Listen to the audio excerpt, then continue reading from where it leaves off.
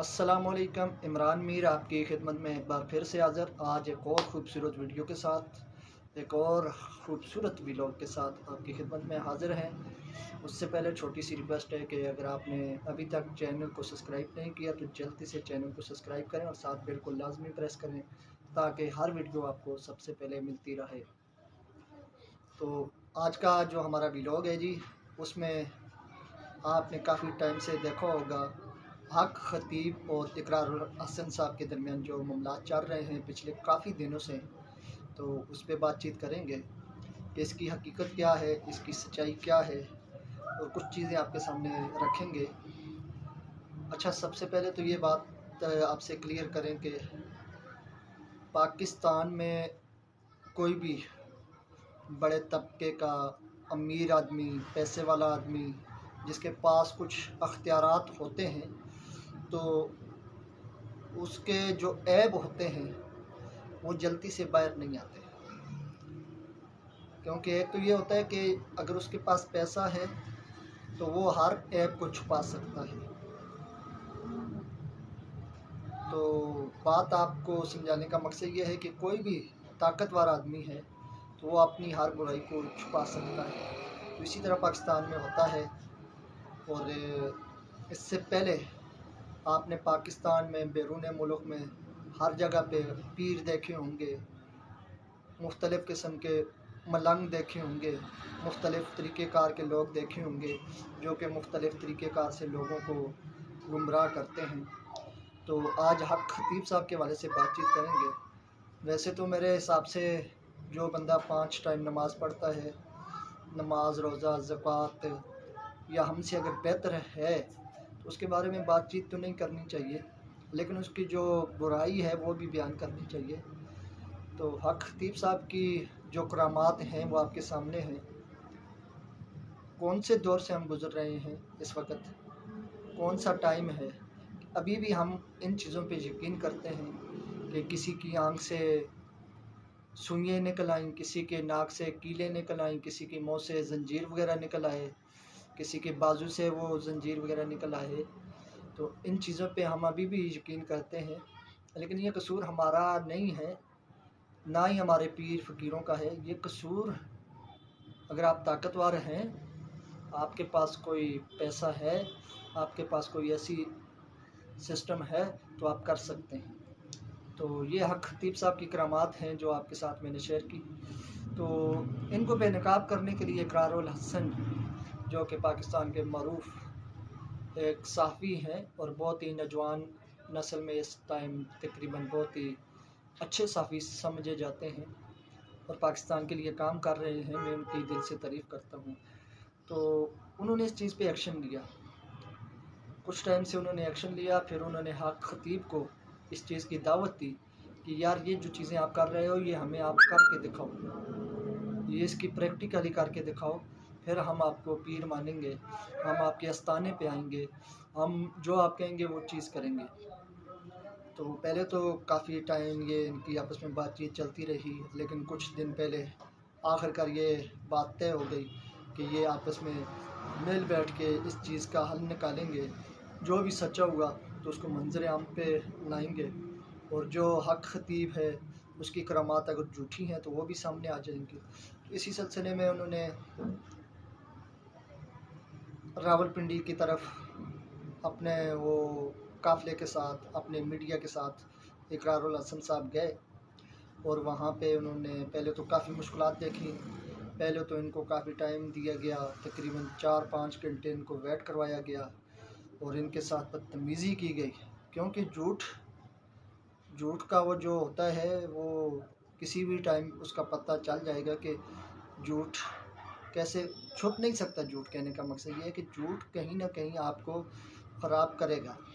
तो वो झूठ का टाइम था उनका, अब तो पकड़े जाना था उन्होंने, तो इसलिए उन्होंने इन पे काफ़ी सारे गालम गलोच, नारेबाजी और इनके साथ बदतमीज़ी और कारकुनों से इनको जो है वो काफ़ी तंग किया गया। लेकिन शाम के 7-8 बजे आखिरकार हक खतीब साहब भी वहाँ पर आ गए, और जब हक खतीब साहब आए तो इनके दरमियान पहले तो अच्छी बातें हुई, सलाम हुआ, बड़े प्यार से बड़े अदब से एक दूसरे से मिल बैठे।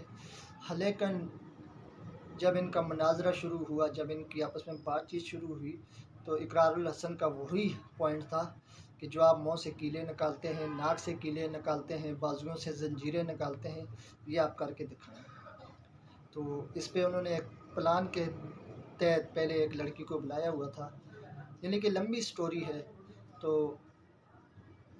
वहाँ पे थोड़ा हल्ला गुल्ला हुआ।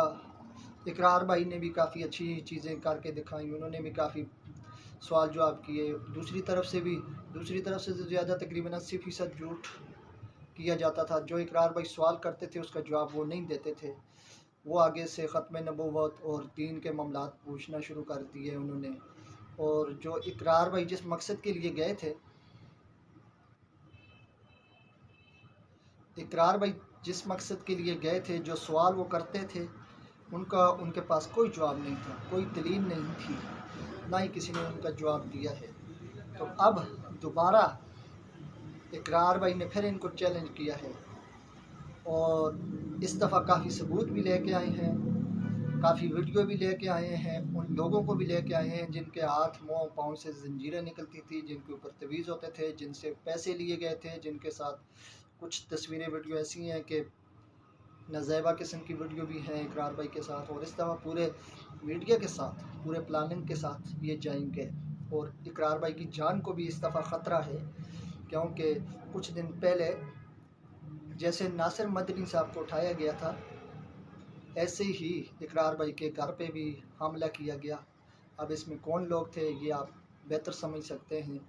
तो अब हुकूमत, यहाँ पे हुकूमत का जो किरदार है, हुकूमत को भी चाहिए, आला अफसरान को भी चाहिए, मीडिया को भी चाहिए, जो हक़ पे है उसके साथ चलें, जो हक़ पे नहीं है तो उसके आपने वो दिखाएं आवाम को कि इनका असल चेहरा क्या है।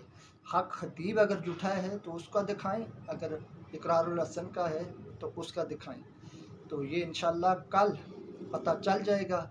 और दूसरी तरफ से जो हुकूमत है, रावलपिंडी के आला अफसरान, तो अब बात वहीं आ जाती है जो मैंने सबसे पहले की थी कि जिसके पास पैसा है, ताकत है, तो सब कुछ है। तो उन्होंने इकरारुल हसन का रावलपिंडी में दाखिल होने का रास्ता बंद कर दिया कि किसी सूरत ये रावलपिंडी में दाखिल नहीं हो सकते। तो इकरार भाई का भी तो टोक जवाब ये था कि मुझे जो भी करना पड़े, मुझे गिरफ़्तारी कर ली जाए, मेरे साथ जुल्म ज़्यादती की जाए, मुझे मारा पीटा जाए, लेकिन मैंने कल जाना है, वहाँ बेनकाब करना है और इस फ़साद को, इस फितने को मैंने ख़त्म करना है और इसको मैंने गिरफ़्तार करवाना है। तो ये कल, आज 23 मार्च का टाइम था, लेकिन एक दिन की वजह, कुछ मसरूफियात की वजह से थोड़ा आगे पीछे हो गया। कल 24 तकरीबन ये 12 बजे ये जाएंगे इकरार भाई। तो मैं तो यही दुआ करूँगा कि जो हक़ सच पे है अल्लाह उसे कामयाब अता फरमाए। और इस तरह के जेली लोगों से, जेली जो लोग करतब करके दिखाते हैं, तरह तरह के जो दीन के नाम पे फैला रहे हैं, उल्टी सीधी बातें अवाम को सिखा रहे हैं, ये हमारा दीन नहीं है, ना ही हमें किसी ने सिखाया है, ना ही किसी हदीस में, ना ही किसी कुरान में, ना ही किसी औलिया इकराम ने हमें बताया है। तो ऐसे लोगों के साथ अच्छे तरीके से निपटा जाए ताकि आने वाले मुस्तक़बिल में लोगों को एक अच्छा मैसेज मिले और पाकिस्तान ऐसे फ्राडियों से, ऐसे मकारों से महफूज रहे। तो इंशाअल्लाह उम्मीद करते हैं कि जो भी हक़ सच पे होगा उसको कल ज़रूर अल्लाह सुरखरू करेगा। इंशाअल्लाह कल तक आप भी इंतज़ार करें, हम भी इंतज़ार करते हैं। अपनी दुआओं में याद रखिएगा, अपनी कमेंट्स के ज़रिए अपनी कीमती राय से ज़रूर आगाह करें। तब तक के लिए हमें इजाज़त दीजिए। अल्लाह हाफ़िज़।